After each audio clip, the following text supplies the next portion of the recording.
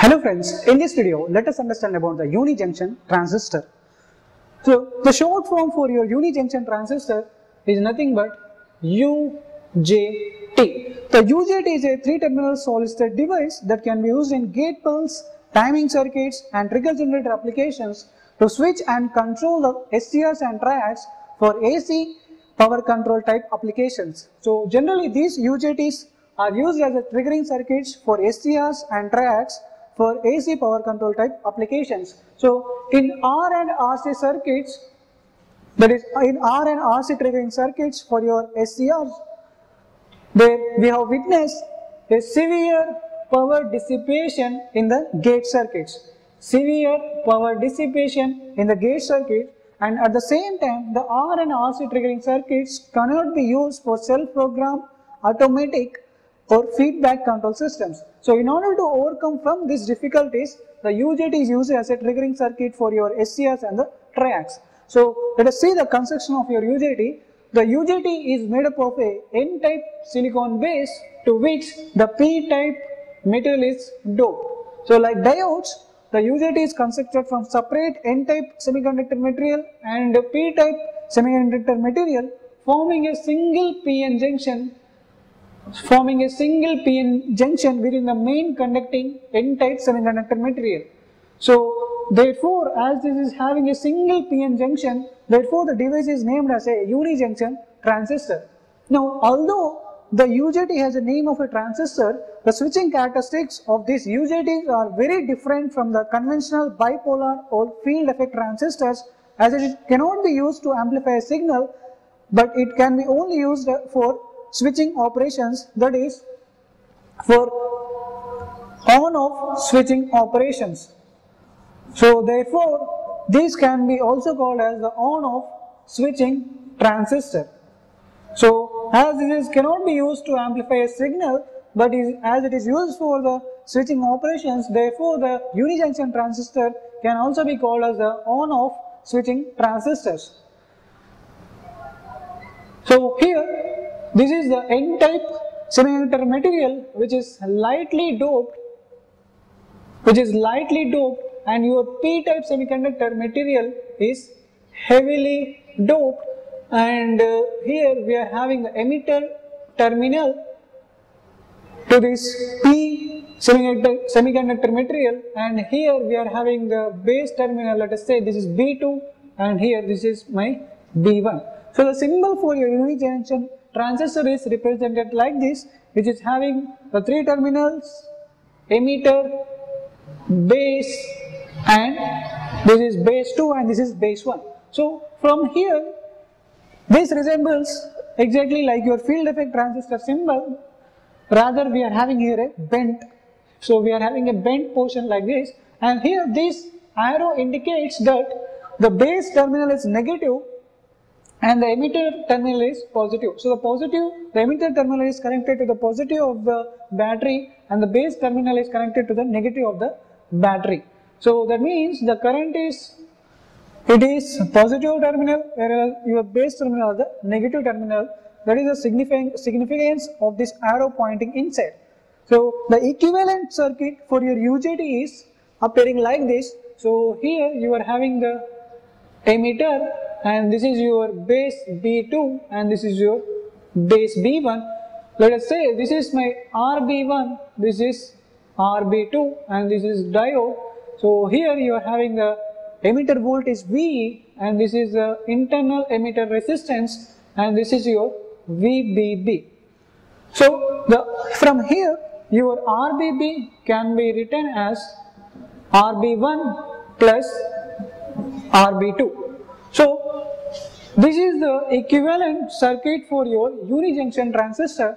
From here I can find the voltage drop across your RB1 internal resistance. So the RB2 and the RB1 are acting as the internal resistances, and the PN junction is represented by this diode, and this is the emitter voltage with its internal resistance RE. So from here the voltage drop across RB1 can be written as VBB into RB1 upon the summation of resistances is nothing but RBB. So this ratio of RB1 and RBB, that is RB1 upon RBB, is called as the intrinsic standoff ratio. The range of this intrinsic standoff ratio varies from 0.51 to 0.82. So let us write this intrinsic standoff ratio into VBB. So the condition to turn on your UJT can be given by VE is equal to V diode plus V into, that is a V voltage drop across the internal resistance RB1. So from here my V RB1 will be equal to, if I plug my V RB1 from here, so I will get the expression like this, and this V is nothing but the peak point voltage to turn on your SCR. So to turn on your SCR, the voltage needed is indicated by Vp. So once the UJT switches from off state to on state, there is a large fall in the value of your RB1 resistor from several kilo ohms to few ohms. So that means the UJT is exhibiting negative resistance behavior. Negative resistance behavior, which acts like a voltage divider during the breakdown. So it acts as a variable voltage breakdown, that is a variable voltage divider during a breakdown, as it is exhibiting the negative resistance behavior. And similarly, the emitter voltage also falls to a very small, or you can say to a reduced voltage known as VV, that is the valley voltage when the UJT is switched on. So the current IV, that is nothing but the valley point current, is given by VV upon RB1. So this is your valley point voltage, and the UJT will remain on till the valley point voltage maintains its value. So this IV is nothing but the holding current for your unijunction transistor. So now if my emitter current falls below this valley point current, then your UJT will be turned off. So this is nothing but the holding current, just like in your thyristor. Here we are indicating by the valley point current. So once the emitter current, so let us write the emitter current can be given by IE is equal to VE minus VD upon RB1 plus RE. So this is your emitter voltage. Now when that is the emitter current, when your emitter current falls below the valley point current, then your thyristor will be turned off. Now let us move to the working of the unijunction transistor as a relaxation oscillator. So before that, let us see the IV characteristics of your unijunction transistor.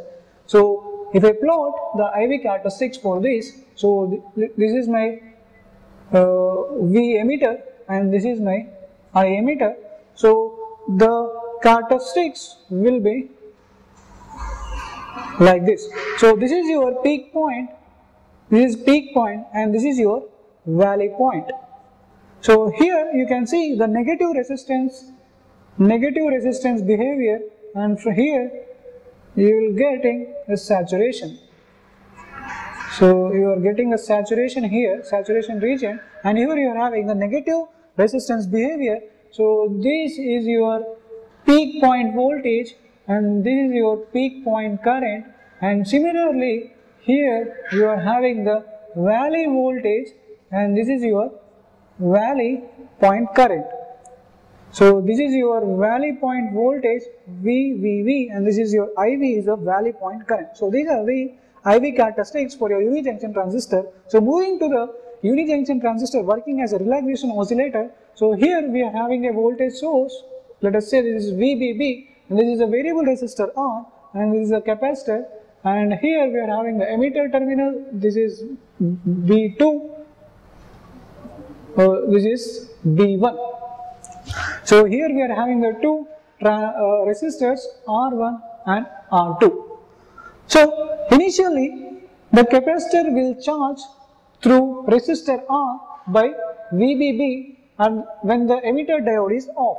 So here you are having a diode. So when the emitter diode is off, the capacitor will charge by VBB through R. Now when the voltage across your capacitor becomes equal to VE, then your unijunction transistor will be turned on and the capacitor starts discharging through RB1 and R1. So here the discharging time is very smaller compared to the charging time because the discharging time constant is smaller. So let us say the discharging time constant is tau1 and the charging time constant is tau2. So as the discharging time constant tau1 is smaller than the charging time constant tau2, therefore we are having the charging time is more and the discharging time is less. So when Vc is equal to Ve, the UJT will be turned on and it will be given by VBB into 1 minus e power t by Rc. So this will be equal to the intrinsic standoff ratio into VBB. So from here I can write 1 minus e power minus t by Rc will be equal to intrinsic standoff ratio. The range of intrinsic standoff ratio is 0.51 to 0.82. So from here I can write E, that is 1 upon e power t by Rc will be equal to 1 minus neta. From here I can write e power t upon t by Rc will be equal to 1 upon 1 minus neta. So from here by taking ln on both sides I will get my t will be equal to Rc into ln into 1 minus neta. So this is the UJT time period. So from here I can get the frequency is equal to 1 by t. So if I write frequency, then I will get 1 upon Rc into logarithmic of 1 upon 1 minus neta. So this is your frequency of your relaxation oscillator. So the frequency of the relaxation oscillator depends on the intrinsic standoff ratio and the variable resistor R. So the frequency of the operation depends on these two factors, one is R and the other one is the intrinsic standoff ratio. So from here the firing angle alpha can be found. So alpha will be equal to omega t will be equal to omega into Rc into logarithmic of 1 upon 1 minus neta. So this is the firing angle. Now if we draw the waveforms, so let me say this is my VE and this is time domain t and this is my VB1 and this is time domain t. So initially it gets charged, so the charging time is longer and you are having a short discharging time, and again you are having larger charging time and the discharging time is shorter. So till this point, so this is your on and this is your off. So this total time is your capital T. Let us say this is the capital T. So from here you can see the longer charging time and the smaller discharging time, and the discharging time tau1 will be equal to RB1 plus R1 into C. So this is your discharging time and this is the charging time. Tau2 will be equal to R into C. This is your discharging time, and from here, so this is a sawtooth waveform appearing at the VB base terminal B1. So Again from here, this will be your sawtooth waveform appearing at the base terminal B1. So this is how your UJT works as a relaxation oscillator, and here the channel from the construction, the current will flow from the base terminal B2. This is your channel direction. So the channel direction is like this. That indicates the UJT is a unidirectional semiconductor device where the current flows from the terminal B2 to B1. So this is all about the UJT construction and operation as a relaxation oscillator. I hope you understood well. Please subscribe to the channel. Thank you.